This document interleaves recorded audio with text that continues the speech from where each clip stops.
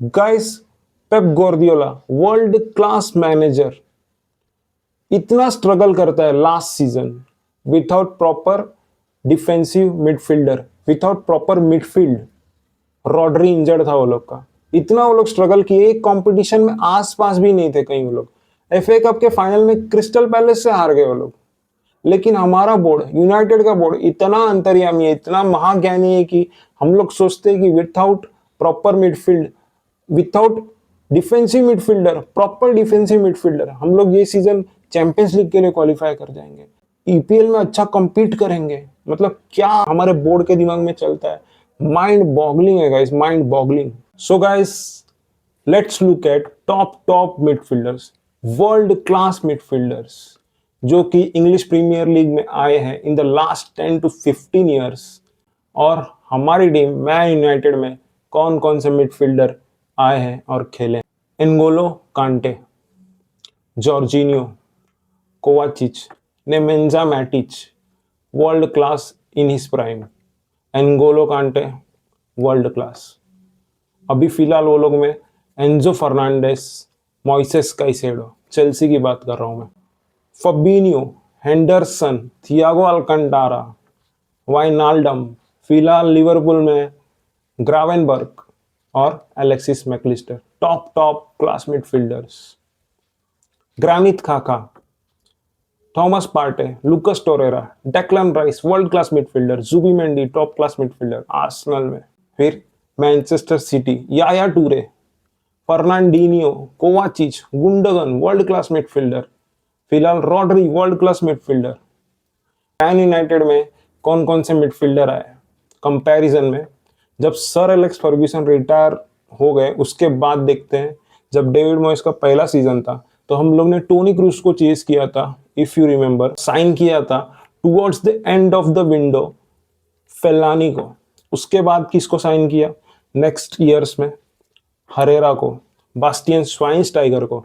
Bayern Munich को पता था कि टॉप लेवल पे अब ये बंदा खेल नहीं सकता, वो लोग ने इजीली हम लोग को सेल कर दिया था और हम लोग ने इसको बड़ा कॉन्ट्रैक्ट देके साइन किया। फिर उसके बाद मॉर्गन स्नाइडरलिन, फ्रेड, फिर अभी मैनुअल उगार्टे, कैसेमीरो भी सेम केस। रियल मैड्रिड नहीं चाहती थी कि उसका कॉन्ट्रैक्ट एक्सटेंड करे, वो लोग ने रिसेंटली चुमेनी और एडुआर्डो कामाविंगा को लिया था, तो वो लोग सोच रहे थे कि कैसेमीरो को नया कॉन्ट्रैक्ट दे कि नहीं दे। हम लोग ने उसको 5 साल का कॉन्ट्रैक्ट दिया, 350 के वेजेस दिया for a 30-year-old। Insanity, pure definition of insanity. Fred को साइन किया था। फ्रेड मैकटोमिने का पार्टनरशिप कितने दिन तक चला, मतलब यूनाइटेड में। रॉय कीन जैसा मिडफील्डर था अपने पास, उसके पहले सर ब्रायन रॉबसन थे।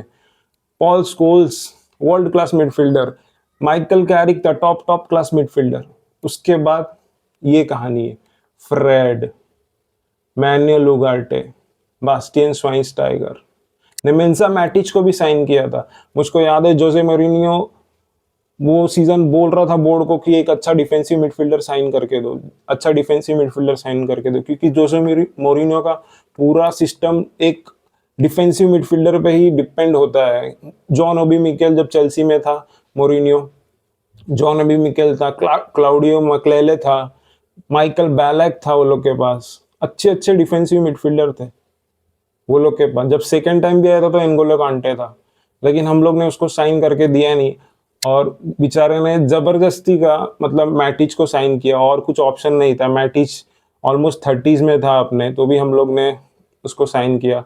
वो वे पास्ट इज बेस्ट था, सेम बास्टियन श्वाइनस्टाइगर जैसा, कैसेमीरो जैसा, सेम। तो हम लोग शुरू से ही नेग्लेक्ट करते आए हैं अपना मिडफील्ड। सर एलेक्स फर्ग्यूसन के बाद अगर देखें इन लास्ट के 10-15 सालों में, तो इतने world class top class midfielders बाकी सब टीम्स में खेल के गए हैं। अभी न्यूकासल में भी सैंड्रो टोनाली है, ब्रूनो गुमारीज है, टॉप क्लास मिडफील्डर्स है, लेकिन हमारे में ये सीजन भी हम लोग ने कोई साइन नहीं किया। तो हमेशा से यही हमारा आर्किलीज हील रहा है, यही हमारा प्रॉब्लम रहा है कि हमारा टीम कभी कंसिस्टेंट रहा ही नहीं है रिसेंट ईयर्स में। क्योंकि एक मिडफील्ड ही होता है जो आपको कंसिस्टेंट टीम बनाता है। विदाउट मिडफील्ड एक नॉर्मल फैन को भी पता होता है कि मिडफील्ड सबसे इंपॉर्टेंट पार्ट है, लेकिन हमारे बोर्ड को किसको भी पता नहीं कि मिडफील्ड जरूरी है। हम लोग हमेशा मीडियोकर हाफ डिसेंट मिडफील्डर्स के साथ ही लास्ट 10 to 15 ईयर्स में खेले हैं। जब फर्स्ट सीजन में टेन हाग आया तो हम लोग ने जबरदस्ती कैसेमीरो को साइन किया। एरिक्सन हमारा डिफेंसिव मिडफील्ड में खेल रहा था जबकि वो अटैकिंग मिडफील्डर है। तो आपको याद होगा रैशफोर्ड की बदौलत, मतलब 3-4 महीने वो वर्ल्ड क्लास फॉर्म में था, तो उसकी गोल्स की बदौलत हम लोग ने चैंपियंस लीग क्वालिफाई किया। फिर रैशफोर्ड आउट ऑफ फॉर्म हुआ, उसके पहले उसने नया कॉन्ट्रैक्ट लिया, आउट ऑफ फॉर्म हुआ, जो कि हमेशा मार्कस रैशफोर्ड करता है। फिर उसके नेक्स्ट सीजन में हम लोग इतना स्ट्रगल किए, मतलब प्रॉपर मिडफील्ड के बिना। हम लोग चैंपियंस लीग में तो क्वालिफाई हो गए थे, लेकिन अपने ग्रुप में बायर्न म्यूनिख, गैलाटासरे, कोपेनहेगन थी, और वो ग्रुप में हम लोग लास्ट आए थे विथ 4 पॉइंट्स। एक कोपेनहेगन से मैच जीते थे, एक गैलाटासरे से ड्रॉ हुआ था। बायर्न म्यूनिख के साथ हम लोग अपने घर में हारे विदाउट स्कोरिंग एनी गोल। तो ये हाल था हमारा टेन हाग के टाइम पे जब चैंपियंस लीग में पहुंचे थे। तो पॉइंट हियर इज कि हम लोग भले चैंपियंस लीग में क्वालिफाई कर जाते हैं जैसे तैसे, फॉरवर्ड लाइन अपना आउटस्कोर कर देता है अपोजिशन को, फॉरवर्ड लाइन अच्छा फॉर्म में रहता है एक सीजन, हम लोग फिर चैंपियंस लीग क्वालिफाई कर जाते हैं, लेकिन हम लोग कंसिस्टेंट टीम कभी रहे ही नहीं है। कभी भी हम लोग चैंपियंस लीग में एक डिसेंट परफॉर्मेंस दिए ही नहीं है। इतने सालों में मेरे को हार्डली कोई मैच याद है जिसको हम लोग ने डोमिनेट करके जीता हो। मतलब लास्ट ईयर यूरोपा में भी अगर देखेंगे तो हर मैच इंजरी टाइम में जाता था, मतलब कभी कन्विंसिंगली हम लोग जीते ही नहीं। एक अच्छा सेंट्रल मिडफील्ड अगर हो अपना, तो हम लोग अपने डिफेंस को प्रोटेक्ट कर सकते हैं, अटैक्स इनिशिएट कर सकते हैं, डिफेंस और अटैक को कनेक्ट कर सकते हैं, गेम में मोमेंटम ला सकते हैं, अपोजिशन का प्ले ब्रेकअप कर सकते हैं, गेम को कंट्रोल कर सकते हैं। पॉल स्कोल्स, कीन, माइकल कैरिक क्या करते थे? यही तो करते थे। तो हमारा मिडफील्ड अभी फिलहाल इतना वीक है, इतना मीडियोकर है कंपेयर टू अदर टीम्स कि हम लोग कभी गेम कंट्रोल करते ही नहीं है। सो अब आते हैं ये इस सीजन पे कि इस सीजन में हमारे क्या एम्बिशंस है, हम लोग कहाँ स्टैंड करते हैं। अभी इस सीजन देखा जाए तो हम लोग को एटलीस्ट 4th और 5th तो आना है, चैंपियंस लीग एटलीस्ट क्वालिफाई होना ही है, क्योंकि लास्ट ईयर चैंपियंस लीग नहीं खेले, यूरोपा खेले। नेक्स्ट सीजन भी अगर चैंपियंस लीग नहीं खेले तो हमारे लिए बहुत शर्मनाक बात होगी कि 3rd ईयर इन अ रो हम लोग champions league elite football club competition नहीं खेल रहे। तो अब लेट्स कंपेयर हमारा टीम, हमारा सेंट्रल मिडफील्ड जो कि बहुत इंपॉर्टेंट है ये सीजन के लिए, अगेंस्ट अदर टीम्स जो कि चैंपियंस लीग के लिए हमसे फाइट कर रही है। मतलब आर्सेनल, मैनचेस्टर सिटी और लिवरपूल की तो बात करेंगे ही नहीं, क्योंकि वो लोग तो अपने से माइल्स एंड माइल्स अहेड थे लास्ट सीजन, और इतने अच्छे साइनिंग्स किए वो लोग ने इस बार की, अभी वो लोग बहुत आगे निकल गए। हम लोग उनको कैच करने में कम से कम 3-4 साल लग जाएंगे। तो जैसे कि अभी चेल्सी है, टॉटनहम है, एस्टन विला है और न्यूकासल है, ये लोग से अपन कॉम्पीट कर रहे हैं 4th और 5th position, that is champions league. वो लोग के मिडफील्ड में, न्यूकासल के मिडफील्ड में जैसे मैंने पहले ही बताया, सैंड्रो टोनाली और ब्रूनो गुइमारिस है, जोल लिंटन भी वहाँ खेलता है, तो वो लोग का तो हमसे बहुत बेटर है मिडफील्ड। इवन एस्टन विला में देखेंगे तो बबूकर कमारा है, अमडू ओनाना है, जॉन मक्गीन है, यूरी टेलीमैन है, बहुत बेटर है हमसे। तो इवन टॉटनहम हॉटस्पर का मिडफील्ड अपने से अच्छा है, लुकस बर्गवाल उनका है, पापा मैटे सार है, बेंटाकूर है, अपने से तो अच्छा ही है। हमारे में कौन है? कैसेमीरो, ओल्ड एज कैसेमीरो, जो ग्राउंड कवर नहीं कर सकता, उतना एनर्जेटिक है नहीं। फर्स्ट सीजन में वो डिसेंट था हमारे लिए, फर्स्ट सीजन में जब टेन हाग ने उसको साइन किया था तो डिसेंट था, उसके बाद लेकिन वो आउट ऑफ फॉर्म हो गया। फिर ब्रूनो फर्नांडिस, उसको शू ऑन कर रहे हैं मिडफील्ड में जबरदस्ती का, जबकि वो अटैकिंग मिडफील्डर है, उसको पीछे खिला रहे हैं, उससे मिस्टेक्स होते हैं। फुलम के साथ उसने एमिल स्मिथ रो का रन ट्रैक नहीं किया और वो लोग ने गोल मारा, हम लोग ने 2 पॉइंट लूज किया।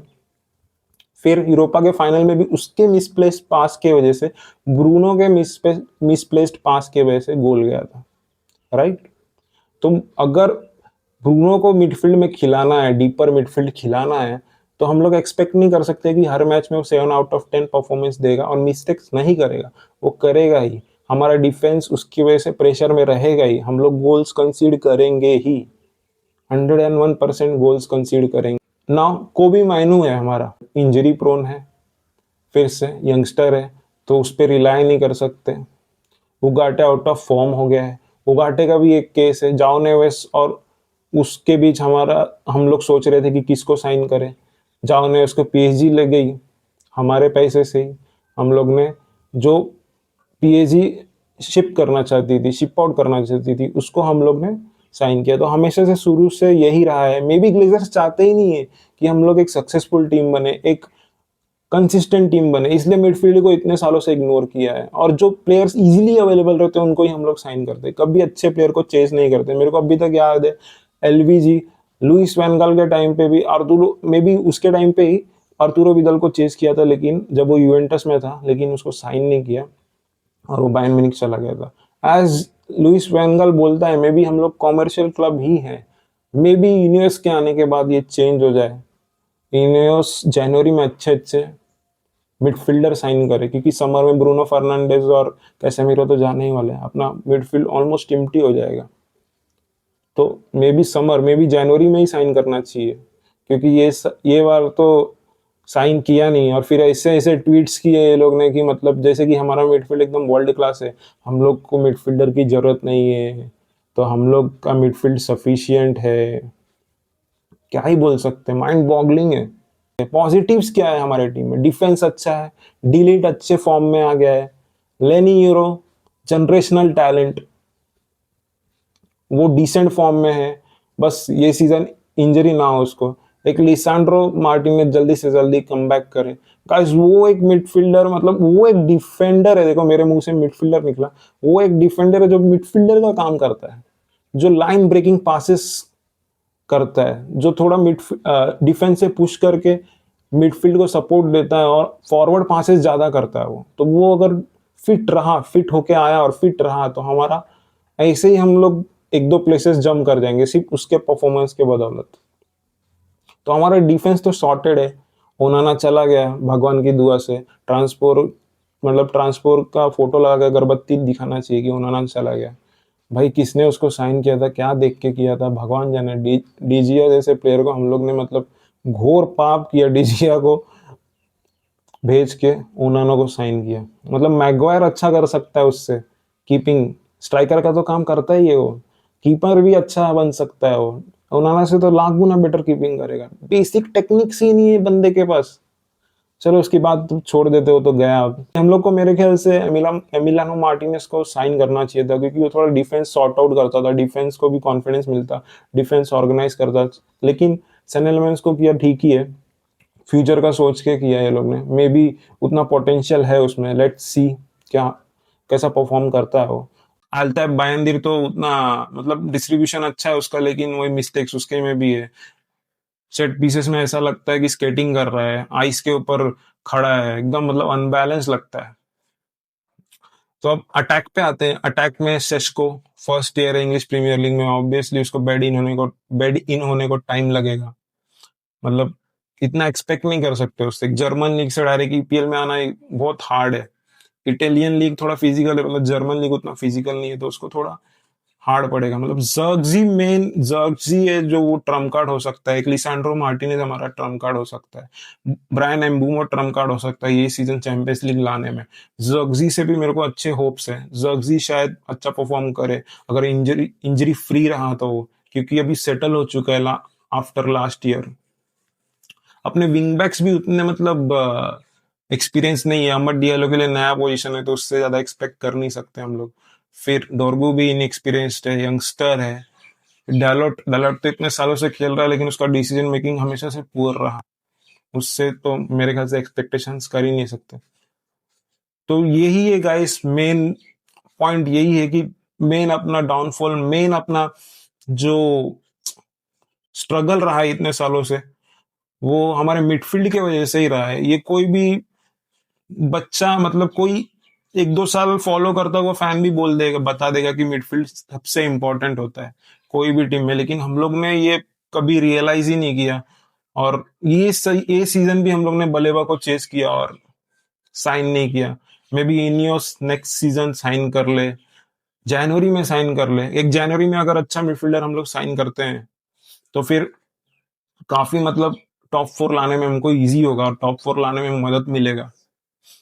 अगर कैसेमीरो को मेरे ख्याल से वो लोग को शिप आउट करना चाहिए था, जैसे कि हॉयलैंड को शिप आउट किया, सेस्को को लेके, सैने लेमेंस को लिया, तो ओनाना को शिप आउट किया। वैसे वो लोग को लगा कि भाई अब अपने को खेलने नहीं मिलेगा, वर्ल्ड कप में चांस नहीं मिलेगा, तो अपन जाते हैं दूसरी जगह खेलते हैं जहां अपने को रेगुलर मिलेगा।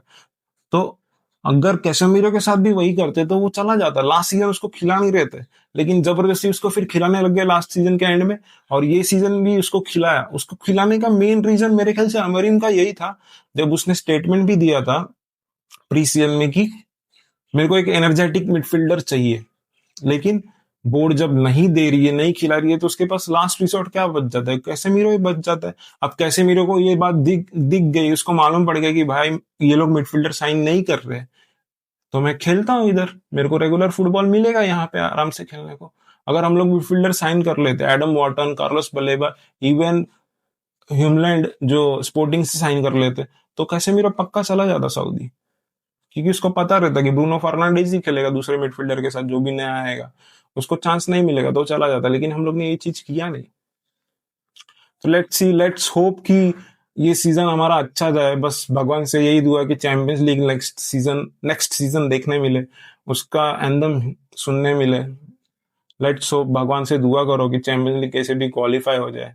सो गाइस, आप लोग क्या सोचते हो, क्यों हम लोग इतने सालों से स्ट्रगल किए हैं?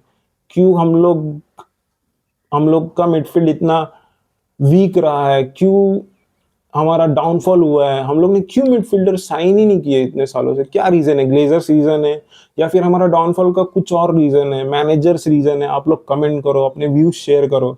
As you know, it is a new channel, इसको सब्सक्राइब करो, आगे भी वीडियोस में लाते रहूंगा। मिलते हैं नेक्स्ट वीडियो में। Take care of yourself and your families.